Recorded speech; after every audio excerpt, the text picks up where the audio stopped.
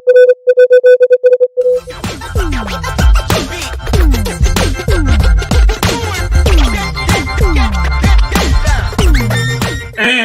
good evening, everybody. Welcome to the latest edition of We Got Next. I'm Ricky Hampton with my great friend and former Bucks legend, Paul Mokeski, coming to you on a Monday evening. Hope everybody had a great weekend. It's good to see you, big fella. How you doing? I'm good, man. You just getting hot here in Vegas, man. 108 today. Oh, man. Hey, that's a layup for you guys, right? It's hot early. Hey, Mo, and you sport near Las Vegas. Is that the Aces? That's the Las Vegas Aces cap or Knights? No, it's the Aviators, the minor league baseball team. Ah, It's the ah. Aviators, yeah. So this time next year you have an A's cap on, right? Nope. No, don't think so. I think the A's are coming eventually, Paul. I think it's still up in the air. I think there's a lot of shifting going on. You know, they've run into a few roadblocks on their stadium. Either way, you're looking 2 or 3 years from now. So Yeah. Now I know they're building a new basketball arena. Is there plans for a new baseball stadium? yeah, yes, they're tearing down the Tropicana, and the plans are for the stadium to be built there. They already have the drawings and everything. It looks cool, but they still got to get money, and it's funded partially by tax money, and that's a problem. When the Las Vegas school system here is terrible, and they need to pay the teachers more, and so that they're running into some roadblocks. Okay. All right. Well, we'll see. I Nothing's keep nothing's done till it's done. That's what I say. Well, absolutely. And we want to welcome all our friends in tonight watching on Sports Fluent. Be sure to subscribe to our show on YouTube uh, and check us out every week. You can go back and look at past shows. We finally got a matchup. We finally got a matchup. For It's who? going to be the Boston Celtics and the upstart. You called them in the beginning, dark horse Dallas Mavericks. Are they And still? Mo, when playoffs started, you said Dallas was a team to watch. Yeah, I had them in my bracket going to the finals. Their addition of those three guys, but are they still playing? I mean, they've been off for like a month already. It seems like no one, they were. It's wild because the playoffs are every like, 2 games every night, and then a game every night, and now they've been off for a week, right, or something Yeah, like. It's crazy, and they don't even play till Thursday. I yeah, mean, yeah, people, you know what? I know it's TV, and you have to, both were sweeps, but shouldn't you? I think you should adapt, and then, you had TV time for if there was a game 5 or 6 or 7, you should plug those teams in because people have forgotten they had all the momentum, right? Luke and yeah, Kyrie and yeah. everything, and Boston's finally getting there, and they're going for the 18th championship and everything, and now no one even knows they're playing anymore. Yeah. That's I that's thought a about that too, Paul. mistake. Yeah, I thought about that too. Although I don't think Boston minds it because it really looks like they're going to get Porzingis back for the start of this series. Yeah, I mean, but they're going to have like 10 days off. That's too Yeah, much. That's rust that you can't simulate game situations. You're afraid to play scrimmage at all because you don't want anybody getting hurt anyway. So you're just pretty much doing shooting drills and some other stuff, and trying to do some conditioning. But I mean, that's a long time. I mean, that's I would say that's more than any player has ever taken since they've been in the NBA, because even after the season, you take off a week or two and then you get back into working out. So, yeah, and even the Mavericks have been going to be off 7 days, I think, and that's a long time. And they were on a roll, so they wanted to keep going. But you're right. I think Boston, gets a little because they got more time for Porzingis to get ready. But you know what? He's as ready. He was as ready. He's as ready today as he's going to be on Thursday. You know. yeah, for sure. Because he's been out for a while. So Mo, that so we can expect game one to be kind of sloppy, right? for sure. I mean, Porzingis been out for almost a month now. I mean, he Right, was early, and the thing about him in that situation is, with calves or hamstrings or Achilles, those are tricky. They're not like a knee or an ankle. You turn an ankle, the swelling goes down, and you get strength on it. Because we've seen it before. You feel really good, and then you're going 100%, and then something goes wrong, and you could take a big step backwards with that kind of injury. okay. And here's the schedule to everybody out there: Thursday, 8:30 Eastern Standard Time, June 6th. Then they come back Sunday with an 8 o'clock night game. Back June 12th, Wednesday. Then Friday, June 14th. That's the first four games that they have scheduled so far, and I guess they'll give us the rest of it as they see fit. That's too Hopefully, strong. That's too stretched out too. It's 3 days in between games. yeah, I mean, can you imagine? Okay, so Dallas has to go to Boston, and they're going to be there for a week and play right, 2 games in a week. I mean, that's a long time. right. Yeah, I'm with you again on that, Mo. It's well, Thursday to Sunday, Wednesday to Friday, and then we'll see what happens there.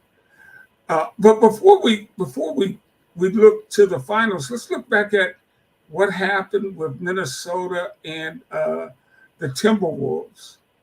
Uh, Dallas knocked off the defending champions and looked good doing it too, Paul. What was the downfall you think in that Dallas series? Well, Minnesota is one of the best defensive teams in the league. However, Dallas has the best guard combination, especially with pick and roll action in Luka and Kyrie, and they took advantage with Gobert for sure.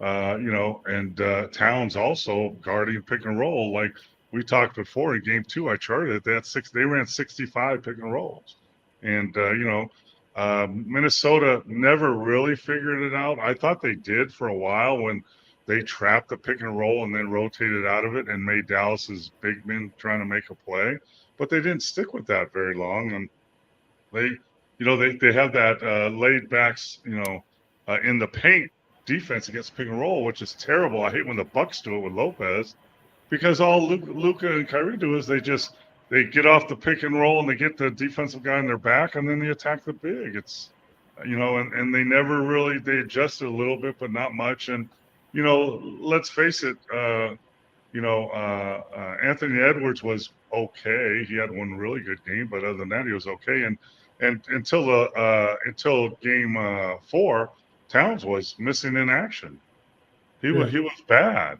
So if your best players aren't performing, you're not going to allow. I've told you before, backup guys impact game sevens a lot how they play. But if your big two or whatever they are have to play up to their potential, or they don't have, or your backups don't have a chance to impact the series, and they never got their rhythm. I don't know if they're thrown off winning game 7 in Denver on the road, the past champions, and that was a great victory for them. And maybe they didn't come down from that fast enough. And like I've said before, Kyrie, Luka, and then you put those bigs, Lively, and those other guys around them, and they're tough guard, and you know it's a tough matchup for Minnesota. yeah. And Mo, what about this aspect of it? It seems in the NBA, you really have to travel that road before you get there. It's hard to just cruise until the finals. You got to have some, you got to be battle tested. And it doesn't look to me that Minnesota had really been battle tested No, in the past. yeah, and they have some gaps in their roster. Nas Reed really stepped up. Some other guys here and there, but they have some gaps in their roster. But you're right, Ricky. I mean, it's totally different. Um, you know, you don't realize how different it is till you've been there. When I was with Dallas Mavericks, we had always won the first, second round, got to the West Finals, and when you get to the West Finals, it's a big step up. So there's when you go to shoot around, there's a couple hundred media there, and there's all this draw on you for tickets and everything. But when you go to the finals, now it's the step up is there's 2,000 media there. So every step of the way, all the demands on you with media and tickets and family and notoriety and everybody's talking about you, it multiplies on every level of every series you go through, and you don't know what it's like, till you've been there. And you have veterans that have been there and they can kind of tell you, but still you have to experience it to really know what you're going to experience. When I was with Dallas, and we beat Phoenix in the West, and we played Miami in the NBA Finals. We weren't ready for that step up in everything. I mean, it's just a big step. And we've seen in the past, right, Ricky? I mean, the Philly had to beat Celtics, and then Pistons had to beat them, and then the Bulls, and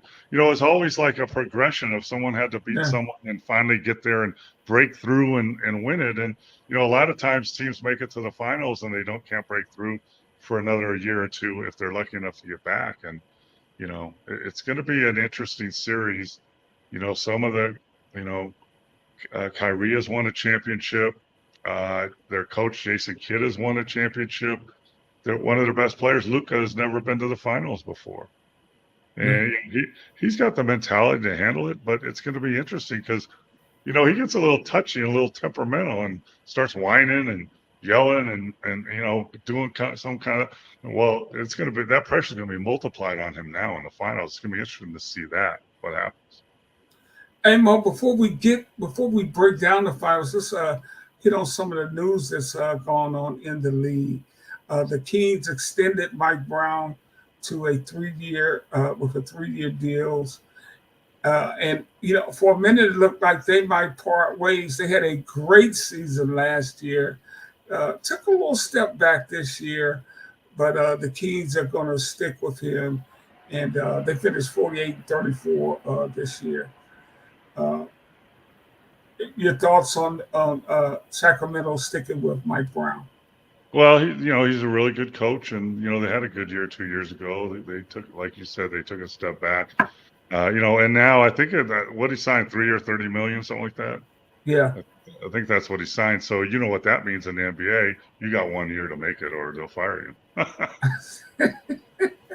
I mean, just look at Phoenix. Phoenix has had 3 coaches in 3 years. They're going to be paying their fourth coach. So, It's talk here in Detroit that the Pistons might fire Monty Williams, and they gave him the Brinks truck. He has 4 years left, I think. But and that's what happens. Teams are paying 2, 3 coaches, and their staffs, by the way. So you're talking, $15 million maybe.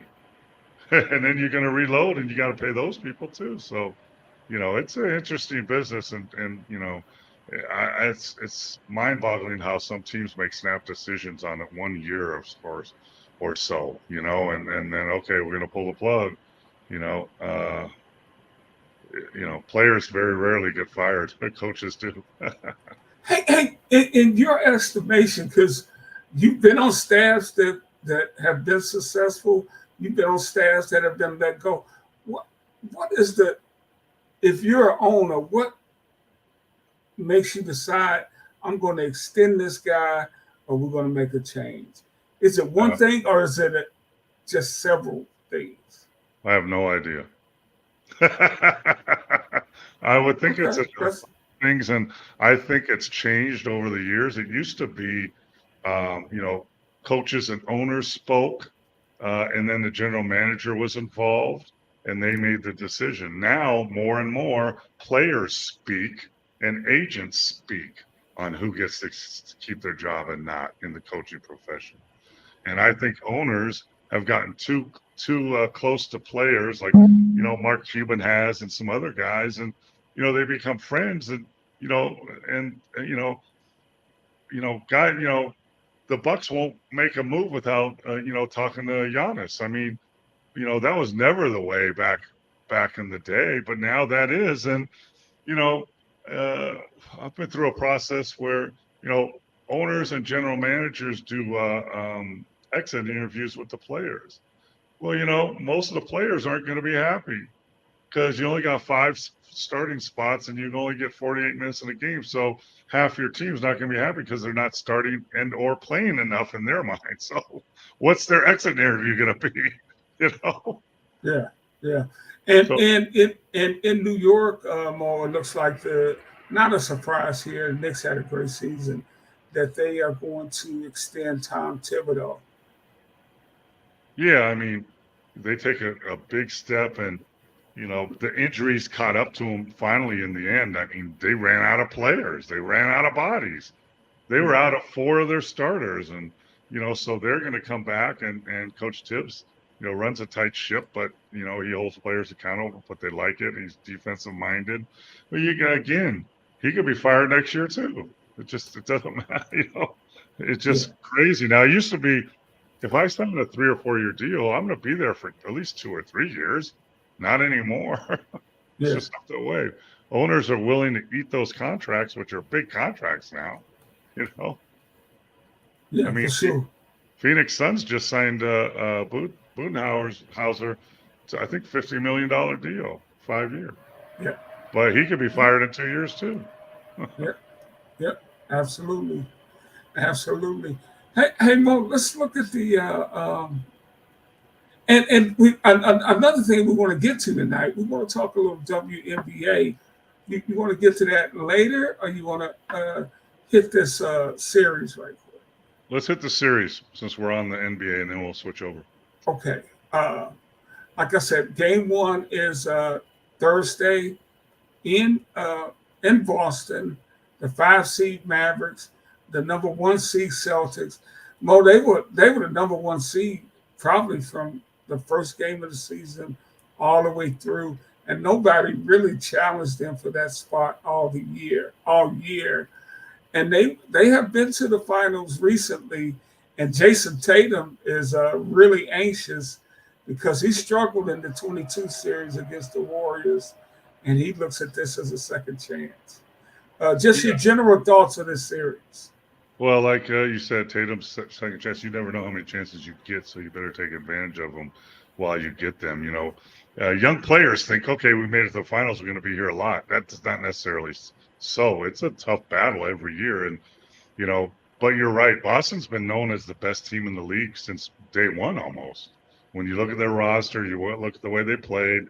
Uh, you know, um, Porzingis, I think, is the key to that because when you miss a main starter, then someone has to come in off the bench and they got to be a starter and you got to find somebody else off the bench. It really messes things up and really takes a hit. But if Porzingis is healthy, they got one of the deepest teams in the league. But, you know, the other thing with Boston, though, they haven't been tested either. Now, you have no control over who you play and who's healthy and who's not. So I give it to them. They've taken care of business. They've beaten the teams in front of them, but they haven't had many close games. And they've beaten teams. They beat the Heat without Jimmy Butler. They beat the Cavs without Donovan Mitchell for 2 games. And they beat the Pacers without Halliburton for 2 games. So they haven't been tested yet. They lost. Everyone's talking about they only lost 2 games. Yeah, but most of the best players on the other team were injured also. So it's going to be interesting because the Dallas Mavericks are at full speed now, and they Dallas had to go through the Clippers, who's a really good team, though they underachieved.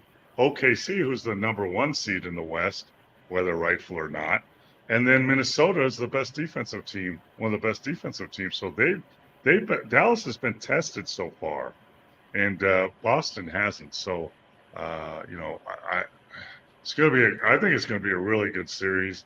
I think I've talked to people. I'll say it now. I think Porzingis healthy through the whole series. I think Boston wins in 7. If he's not, I think Dallas wins in 6. But we'll see. Kyrie will be going back to Boston. He once played there. Is that anything to factor in. Porzingis is going back to Dallas, there where he once played, also. And people, they try, it's just another game, or no, it's not. I've been traded before. And when I went back to play that team, it wasn't just another game. You wanted to prove to them, hey, you shouldn't have gave up on me. So, yeah, there's going to be, and plus with Kyrie, the way he left too, where he promised I'm going to re-sign with the Boston and, as long as you'll have me. And then he left for Brooklyn, which was a huge mistake, which has been his MO for a long time. And he left Cleveland too. So, Boston fans, they don't forget, man. They're pretty brutal. And Tatum and Brown, that 1-2 combination, they're really, really young. I think they're only 25 and 26 or 20, whatever. They have something to prove now. And it's time to, put up or shut up now, because they have, with you're looking at the way Derek White plays. They got Drew Holiday, one of the best guards in the league, and then they picked up Porzingis, a very 20 and 10 guy, a shot blocker. They got Horford. So, with Brown and Tatum, they have the team now, and they need to put up now, or if they don't come through in this series, there's going to be some question marks on that team and what happens. And Dallas has inexperienced pretty much players, but they have a coach that's been there before. Boston has players that have been there before, but a very inexperienced coach. So it's going to be an interesting battle.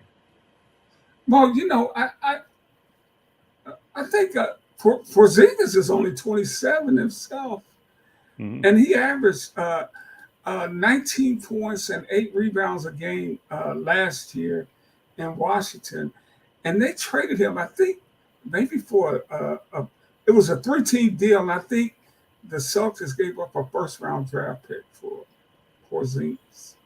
Yeah, I mean, so, people give up on people, and let's look a few years ago. When Dallas picked up Porzingis, they had Luka and Porzingis, and Mark Cuban said, "We're never trading these guys. They're our new Steve Nash and Dirk Nowitzki." That lasted for 2 years, and it didn't work. I think their personalities didn't get along, and that happens sometimes. Egos and personalities have a lot to do with it, and a lot of Dallas's success now is Kyrie's ego and personality have taken a little back seat now, and he's let Luka step forward and actually helped Luka a little bit, because Luka's young too. I think he's only 26 or 25, and but he's been playing at a high level since he was 17 years old in Europe. So it's teams and coaches and GMs and owners get tired of people, just like players get tired of them. Yep, Luka's 25, Mo. Yeah, he's a kid. 25 years. Well, look at him, man. He looks and he plays like he's 35. He still got beat up, and he does. But he got an old man's game for sure. Yeah, but I mean, he was playing at, I think he was MVP of the Euro Final Four at 17 years old. We're talking about high level basketball. Yeah. And in fact, we got the draft coming up on the 26th and 27th. And to all our viewers out there, we will be taking a close look at that. And the European players are dominating the upcoming draft, Mo. Just your thoughts on that. We're going to get more in depth on it in the incoming weeks. But well, there's a reason that the last 5 MVPs in the NBA have not been American players, and and more, I think the estimate is in the next 3 or 4 years, the NBA will be made up of 40% European players or non-American players, maybe even a little more. And shoot, when I played, I remember, Rooney Marshalonis and Dino Raja, guys like that, and then Tony Kukoc. But there was probably 10 to 15 of those guys in the league at that time. Now they're everywhere. And, I think, so, American basketball with AAU and now NIL money and all this stuff, I think it's polluted the game in America. And, players in AAU games now, when they're young kids, they play 8 million games in the summer instead of working on their developing their skills so you can be a good efficient player. And in Europe, that's That's the bread and butter. They teach their players young fundamentals, and then they let them become good players. So, it's You're not a fan of AAU ball, Mo? no, not at all. I mean, it's just to me, it's most of it is garbage basketball. Most of it is, up and down athletic, just dunk it, full court press, into a zone, which, you don't play in the NBA anyway. I don't know. And most colleges don't play zone either, but AAU, that's all it is. Full court press, trap, you know, hopefully you get a steal, giving up easy buckets, and then going down and shooting threes. And there's no really structure to it, what I've seen. And, it's polluting the game. And, if you're going to play 3 games in a day in AAU, how important is one game? It's not very important, right? I got another one in an hour. Yeah, yeah. That's a good point. And from a scouting perspective, does that make it easy or harder to evaluate kids? Uh, You could definitely see the athleticism. sure, you can see athleticism and talent, but you can't. Can they run a play? Can they defend pick and roll? Can they play man to man? I have no idea because they don't do it. Yeah, So how, if I'm scouting and I'm recruiting players for Purdue or Kansas or North, whatever, we don't play zone, and that's all they're playing in the summertime. And we don't press full court because it doesn't work. And when you're up at the higher levels, and that's all they do. And we run sets and action and draw and kick stuff with spacing, but they don't do that. So how do I know if he can play for me? I don't know. yeah, yeah. Great points as usual, Mo. Let's get everybody caught up. You're watching We Got Next. I'm Ricky Hampton with my great friend Paul Mokeski here on Sport Fluent. We see you guys out there. We got a lot of folks tuned in, Mo. Love to hear their questions and comments about the series. Let's get into it, Mo. How do you see this thing going out? Tell me this: who do you think's the favorite going into this? Boston? If Porzingis healthy, Boston's the favorite. Okay. However, if you match up like I always do, right? You match up player for player and how deep your roster is. So let's walk through that here, okay? So, Dallas has one of the best, people are calling it the best backcourt in the history of the game with Kyrie and Luka, right? So, what does Boston have? Boston has Holiday, one of the best defenders, a champion, an Olympic gold medalist, and they have Brown, who is a phenomenal player.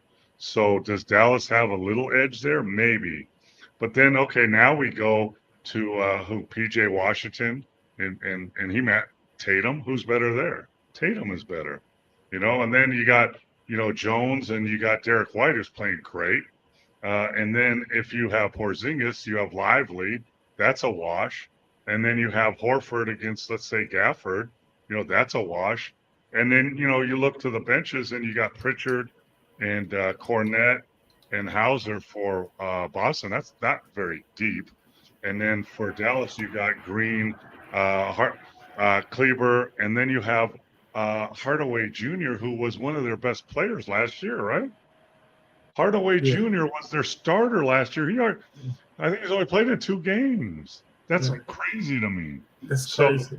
it's very, very. I think a lot of people think Boston, not a problem, and when you look at the matchups, but when you look at the matchups, they're pretty even, So it's going to depend on, Luka's been banged up. How does he hold up? Um, uh, Porzingis, obviously, is he really 100%? Is he going to stay healthy? So there's a lot of question marks in this series, and you know what? It's not like it used to be. If we had Boston, a good Boston team playing anybody, pretty much, and they had home court in the Garden, they're going to win.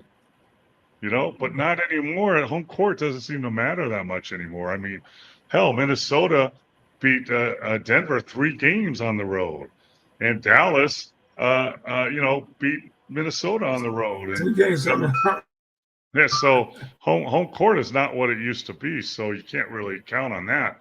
And it's going to come down to injuries and who's playing and who's healthy. But I'm telling you, we talk about this too. With 3 days pretty much in between every game, you have a chance to recover, and you can play your starters longer.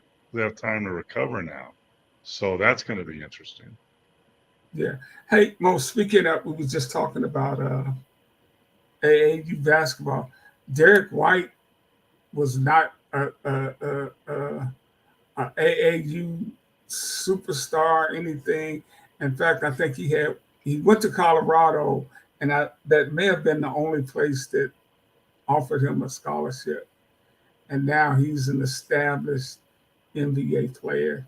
So all those rankings that comes out of that stuff.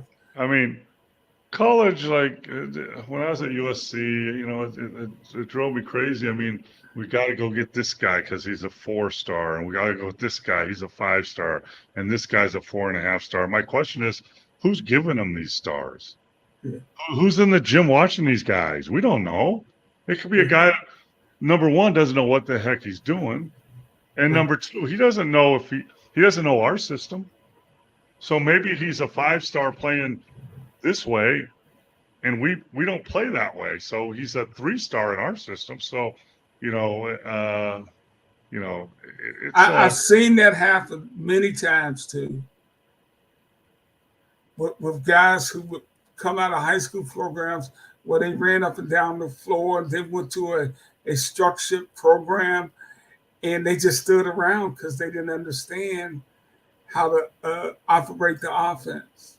Yeah, one thing I noticed when I was in the G League, especially, we got guards and specifically point guards from high level colleges, and they were so used to making a pass and just standing. They just make a pass and they just stand because that's what they did in college. But you can't do that in the NBA. You got to pass and cut and move and get spacing and create spacing, and those are bad habits. Let's talk about Syracuse, right? They've been a high-level college team for years and years, right? 30 years or whatever. But they're one of the only college teams that play zone. So how many big-time, besides Carmelo Anthony, how many big-time players have come out of Syracuse and been, good NBA players? Not very many, because they're playing zone all the time. You play zone. Oh, that's a great point. That is a great point. You got to learn how to. You got to play man. You got to learn how to deny and watch backdoor cuts and guard against pick and roll. You play zone, you're just kind of passing off, playing in your area, and you get those habits, and those are hard to break. That is a great point, Mo, about Syracuse. Although they always the TV announcers are Syracuse tricky 2-3. Come on, man. It's not that tricky, man. Come on. I got that is a whiteboard back here. I could drop a zone play that will kill any zone. It's not that hard. You move, you create space, you draw the zone in, and then you swing it and attack. It's not that hard. Yeah, that's great. We have a baseline runner, that can shoot. You need shooters and good passers, but come on, man. Yeah. So with Boston being the favorite, what does Dallas have to do to win this series? Dallas has to. It's going to be a battle of attrition. Who's going to, Boston's a lot of one-on-one isolation. Tatum and Brown, even Holiday, attacking, drawing and kicking. Getting to the basket, getting to the free throw line. And Dallas now, Kyrie and Luka are two of the best one-on-one players out there, no question. But Dallas relies a lot on pick and roll with their bigs, so they create space. They open up areas for Luka and Kyrie to operate, and then their bigs, like Lively, can run to the basket, catch lobs, and puts pressure on the defense. So it's going to be, Boston's pick and roll defense, and then Dallas's one-on-one defense. Can we load up Can we load up the paint and make Boston kick it out and defend? Dallas needs to defend without fouling. You can't keep putting Brown and Tatum on the free throw line. And I'm telling you, you people out there, you want to watch. It drives me crazy when Tatum drives. Every time he goes right, he pushes off with his left arm every time, but the refs don't call it. So if I'm Dallas, I'm making him drive left, and he doesn't really push off that well with his right hand and make him finish with his left. But there's going to be a lot of that going back and forth. And I think both teams like to get up and down. Dallas likes to get up and down a little more. Um, Dallas, they have some shot blockers back there, so that starts their break. And then it's going to be who wants to get some stops, who can go on some runs, because both teams can score. Both teams have scorers. Yeah. One of the most surprising players for Dallas, Mo, I mean, we know about Kyrie and Luka, but what they've got from the rookie Derek Lively has been, all he does is give them energy. They don't run plays for him. He just rebounds and plays defense and gets up and down the court. He averaged about 10 points, 7, 8 boards, 2 or 3 block shots. And like you said, they offer, he's feeding off Luka and Kyrie, and they're feeding off him. He's, I don't know how many times I've seen it. It's crazy. I mean, I've seen Luka and Kyrie bobble the ball. Defense got them, and they just get it up there, and then Lively dunks it. And they have trust in him, and to catch and finish, and that pick and rolls run a lot in the NBA over and over and over again for a reason. It's hard to guard when you're good at it. And at one point in the playoffs, well, he made 19 straight field goals. Yeah, I mean, they're all dunks. But Dallas also had Gafford, who at one time made 28 straight baskets during the season. So their bigs are doing exactly what they're supposed to do. And his are all dunks too. I mean, yeah. When they got Gafford and Washington, and then the addition of Lively, how he's coming along, that's when I picked Dallas to win the West. Yeah. Those guys they're accepting their role, and they're doing it at a high level.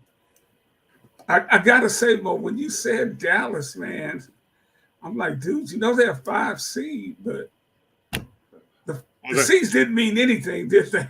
They had Luka and Kyrie last year, but then they had Kleber and Powell and Hardaway. Those were their bigs. Now they have Lively and Gafford, and those other guys aren't even playing anymore. So they up their game, and kudos to their GM for making those moves. And they found the right players that fit what they needed. They just need to go out and find a 5-star guy, an all-star guy, a big 3 guy. They didn't do that. They found guys that fit what Luka and Kyrie are 2 of the best offensive players ever.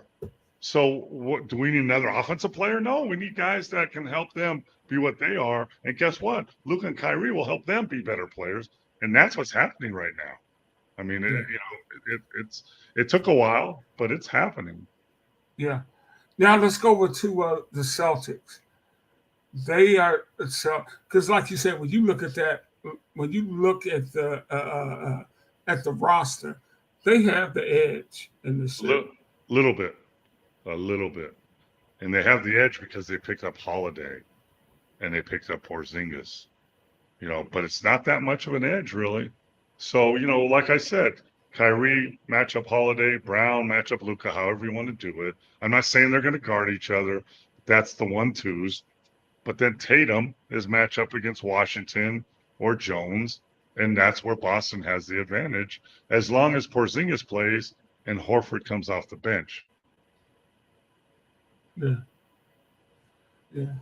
Steve Schroeder. Steve says he's late. Steve, you're getting a fine, buddy. And he said, look, Lucas should get a few texts.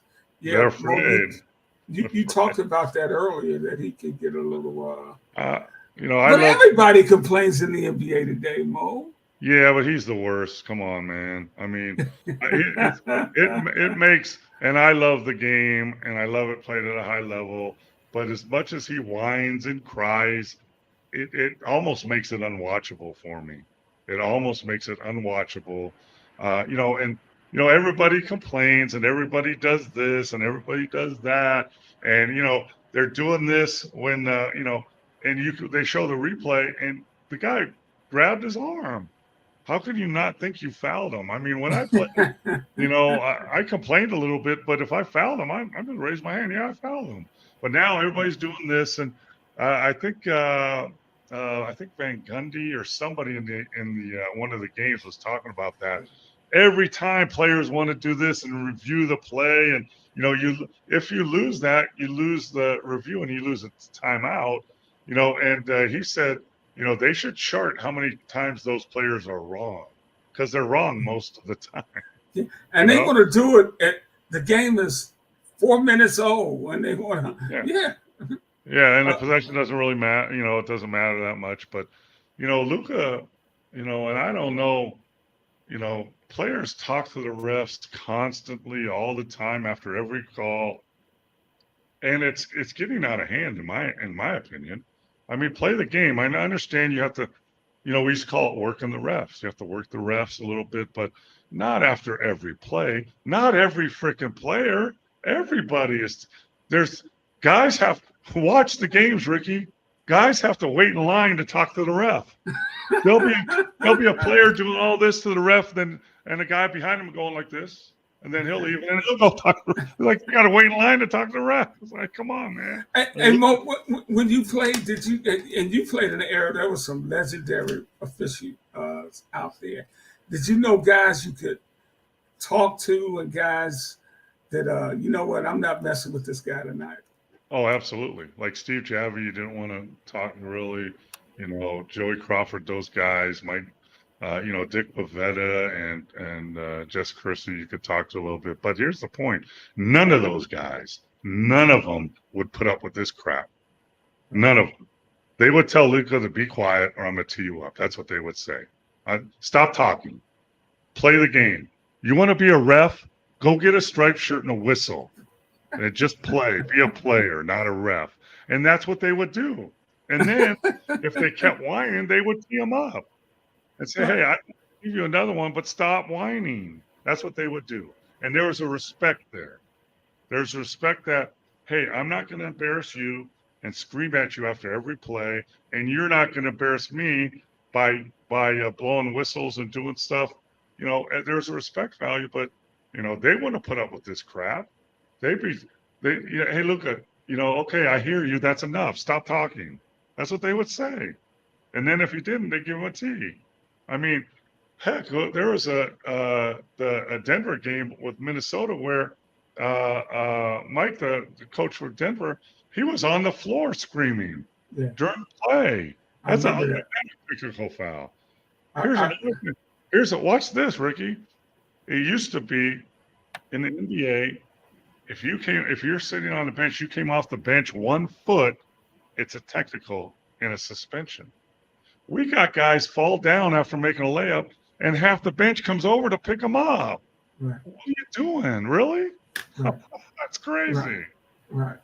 Hey, Mo, now, when we look at the series, let's look at the coaches. Because Joe Mazzulla really took some criticism for the job he did when the Celtics were in the finals in 2022. And, hey, to his credit, he's got them back there this year. And Jason Kidd has done an outstanding job with the Mavericks in the West, taking a 5 seed to the finals. Who has the advantage there? And do you think Mazzulla will be able to learn from 22? Absolutely. Coaches learn just like players learn. And they watch film and they get advice and they learn themselves. Let's think about this, though, Ricky. They wanted to fire Jason Kidd last year. They were going to fire him. Everybody they were going to fire him. So, and Jason Kidd, has the respect of the players. He's been there as a player. He's a very good coach. Missoula's going to learn. He's a young guy. So I give the edge probably to Jason Kidd a little bit, but not much because coaches learn just like players. They even more so, believe me. I mean, after a game, as a coach, I'm going back to my hotel room and I'm replaying the game on the screen and I'm taking notes and I'm thinking, why did I call that timeout? Why did I run this play? Why did I make that substitution? I got it, and I'm writing notes. So I know, we lost the game because I had the wrong five guys in the game at the end. I'm not going to do that again. Stuff like that is learned all the time. Yeah, and with these extra days, you've been there and coaching the finals. The staffs are really digging in on each other, so nobody's going to be surprised by No, what the other team did. everybody knows everybody's plays, everybody's calls, what they're trying to do, what their tendencies are. As a coach, one of the tricks is coaches have oodles and oodles of information, everything, books and video. But the trick is to give just enough information to players that they can actually absorb it and not get bogged down with all this information and they can play their game. That's the trick right there. So we're going to be prepared. We're going to know how to play these plays and we're going to go over it. But I'm not going to bog you down. Like when I wrote up scouting reports for the Dallas Mavericks to the coaching staff, it was 25 to 30 pages long. The one we gave to the players was 2 pages, front and back. That's it, 2 pages, front page and the back page. That's it. So that's one of the tricks of this, to not, their plays and you know how you want to guard them, but your players have to be able to play and feel the game and, maybe take some chances here and there. That's the key, that they feel good enough that, hey, I know, this is what we're going to do, but I have a freedom to play also. Steve is picking the Mavs to win in six. Anybody else out there? We'd love to hear your predictions on this. We'll have you on tape now. You on tape now with this, Steve. Well, And, you can and, have me. You can have me on tape. If Porzingis stays healthy, it's Boston in 7. If he doesn't stay healthy the whole series, it's Dallas in 6. Steve, I agree. and Steve, that's a good question. Would there be any women refs working the finals? We don't know. Are the officials graded over the course of the year, Paul? Yes. So it's experience, years in, and grading. The best refs get the best assignments and ref in the finals. And guess what? They can make an extra 200-300 grand refing all the way to the finals because you get more for playoff games. So yeah, the best refs ref, and they get graded by like Steve Javy, some of those guys that were ref when I was there. They're in the front office now of the referee, and they're evaluating those guys and they're grading them. Yeah. So but whether there's a female, I have no idea. I don't think I've seen one. If we haven't seen them in the West and East finals, you won't see them in the finals then. Yeah, I But think I saw a lady in the early rounds of the. I think it was the Indiana game uh, that I saw somebody. Yeah, but that's important. Who's going to be working these games, and will that go into the scouting report? If you had a guy, if you had a Joey Crawford, you tell the guy, look, this guy. But they should already know this anyway, right? they already know. They already know. But Okay. you can say they already know. But some referee crews let you play more physical. Some don't let you play. Some let you talk. Some don't. But at this time, at this level, they already know that.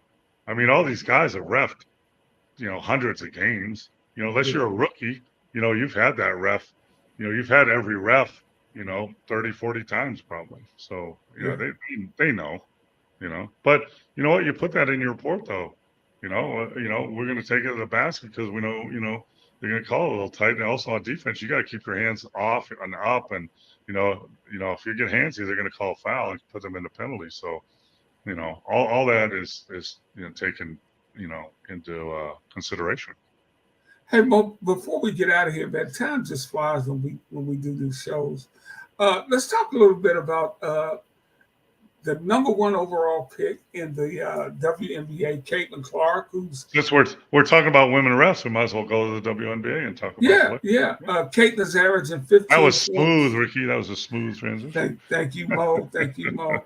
She she's averaging 15.6 rebounds. I'm sorry, 5 rebounds and 6 assists a game. She had her first triple double the other night. She had 11 points, 10 rebounds, and 10 assists. Your thoughts on Caitlin Clark and the microscope she's under, and how you think she's handling all this? Well, she's also averaging over 5 turnovers a game. So, Yeah, she could have had a triple double with her. She had a 10 turnover game also. And I think she's learning. When you move up in basketball, no matter what level it is, you can't make the same passes you were doing. She can't make the same passes cross court or through traffic like she was making in college in the WNBA. They're too good, too athletic, too strong, too smart. So you can't do that. And I think she's learning that. What I've really noticed with her game is she's very, very slight. She's very yeah, skinny. And, you look at, I mean, I have the Aces here in my backyard here in Vegas, and, you know, there's athletes and strong women playing, and she's really slight. And, I saw one pick, like an old Mokeski pick set on her, and she rocked her head and rocked her jaw. I remember I saw in a highlight. She's going to, you know, someone said it before, she's going to be playing against grown women now, pros, and she's starting to understand. She's getting, I think it's kind of interesting that some of the women in the WNBA are kind of being petty about her. And, yeah. she's getting all this notoriety because who cares? Who cares? You're flying private now. That's Right, partly to her. Indiana right. Fever are terrible. They're a bad team, and they had 17,000 people at their home game the other night. And and when they come here playing Las Vegas this weekend, they're going to have another 17,000. So, accept that. But she's going to take a beating. She's a rookie, number one. She's a first Right. round top pick. Number two, she's going to take a beating and physical beating. Now, the cheap shot that uh, uh, Sinead Carter gave on her the other day, the little hip check, that was uncalled for. But you know what? I've watched the WNBA. It's really physical. It kind of reminds me of the 80s in the NBA. A lot of physical play. You make a statement, hey, I'm here, and she had the right attitude to get up and make your free throws and keep playing. But, I've really kind of was surprised how petty some of the WNBA players are with that. She's a rookie and you treat her like that and you go right at her. But at the same time, you should kind of respect her for what she's bringing into the league right now of notoriety. Whether it's warranted or not, who cares? It is what it is. It doesn't It is matter, what it is. you And know? and eventually Mo is going to put more money in their pockets Yes, if this absolutely. continues. Yeah. And I need to correct. I said she had a triple double. She almost had a triple double. Yeah, She yeah. had 8 assists. But I mean, like WNBA players sometimes, I hear people now talking about they don't get paid much, and why aren't they equal to the NBA? Well, number one, their season is less than half as long. Number one, right? Number two is they've been losing money for years and years and years. It's a business. So I compare where the WNBA is right now. They're 25 years old. They're like where the NBA was when I played in the late 70s and early 80s. We flew commercial. My first contract was $65,000. Caitlin Clark is making 76,000. Carter, the girl that hip checker, is making 64,000. What I made as a rookie in the NBA. It takes time, Yeah. and they're going in the right direction. And Caitlin Clark's going to help them get there. But you can't expect to be paid equally. We flew commercial. We, had semi-okay hotel rooms. We flew it at 5 a.m. in the morning. So And games were tape delayed in some yeah, instances. so I mean, the WNBA now is taking a big step there on ESPN, and they have all this coverage. Relax, let it take its progress. But in my opinion, if you want to get paid more money, you got to play more games too.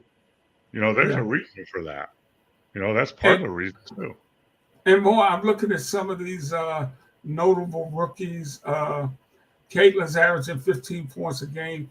Cameron Brink, who was the number 2 pick, is averaging 11 points and 6 rebounds a game.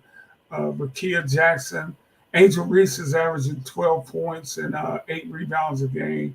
I mean, Rakia Jackson, 10 points and 2 rebounds a game. All these ladies, they were the the one in college, and those are all modest numbers, but that's because they're playing against far superior players now. Yeah, the problem is, the other ones, they're doing great for rookies. Caitlin Clark's doing good for a rookie, but her expectation, people that don't know about basketball, were thinking she was going to come in the WNBA and average 30 points a game, and that's not going to happen. I mean, they're guarding her at half court, and they're, you know, uh, you know, the, this is not the college, but people out there thought because they don't know, well, if she averaged 28 or she could do that. No, that's not true. It's a huge step up. So that was the perception was part of the problem too, is part of the problem. Mo, name some of the best rookies you saw in the NBA. Shoot, Jordan, Olajuwon, Bird, Magic Johnson. Those were guys that stepped in, but that's a handful compared to all the rookies that play every year, right? Right. I mean, so it takes time. I mean, you know, that's just the way it is. But those, I mean, Magic Johnson, he was MVP of the finals, as a Yeah. rookie. But Yeah. that's a different stratosphere. That's a different universe. There's only few people that could do that. Will Chamberlain, guys like that. Yeah. But most, it takes time. Even Jordan struggled a little bit when he first came in the league, and then Yeah. he got his feet under him. But he was playing in North Carolina Co- with a Co- great team. Kobe averaged 15 points and shot 41% from the field. Yeah, I remember one of Kobe's, I don't know if it was rookie or whatever. The Lakers playing Utah, and in the game 5, the clinching game, he shot like 3 air balls, and Yeah. it takes time Yeah. to know how great you are. And you know what? That's funny you mentioned that. I recently saw an interview about him, and he said, number one, how that fueled him, and it taught him, I got to get in better condition because I went from playing in high school where we played 30 games to all these games. I didn't have any legs to get that shot off. Yeah. So he was smart enough to understand I need to add to that. The other guys, Kareem, Bill Walton, rest in peace, passed away this week. We're great right off the bat. Well, so 25 years and no one makes 100K. That's trash. Huh? That's called business. You lose millions of dollars a year, no one's going to pay you more than 100 grand. Yeah. That's just the way it is. I mean, Yeah. sorry, that's that that's just the way it is. Those are the facts. Those I mean, are the facts. The I crowds mean, weren't there until this year. yeah, In certain places, Vegas has always done well since they got a team out there. yeah. I mean, yeah, it's all relative, right? I mean, 50 years in the NBA, and Dave Cowens, All American, was making 300 grand and playing twice as many games. That's trash. Yeah. So they are headed in the right direction. And, Absolutely. Yeah. And Caitlin Clark is a big part of that. And so are all of the other outstanding ladies. And it is fun to see. Mo, it's been another fast hour, man. We want to thank everybody for tuning in. We are here every Monday evening at 9 p.m. Eastern Standard Time. Keep the Uh, questions coming, man. yeah, we really appreciate all our new friends here at Sports Fluent. But we got to get out of here. For the big fella, Paul Mulkeski, I'm Rick Hampton. Everybody have a great evening. See you next time. Thank you. Bye-bye. Peace.